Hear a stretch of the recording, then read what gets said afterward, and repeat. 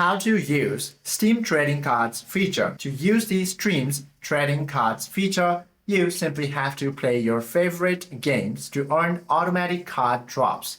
Then collect a full set to craft badges that level up your Steam profile and unlock customization rewards. So first things first, you simply have to go ahead and check the eligibility. Not all games have trading cards. To check, you simply have to open Steam client on your desktop and hover over your profile name at the top and select badges. This screen list will show all your games that supports card. Now you simply have to play the game and also understand the drop limits and then proceed to craft a badge.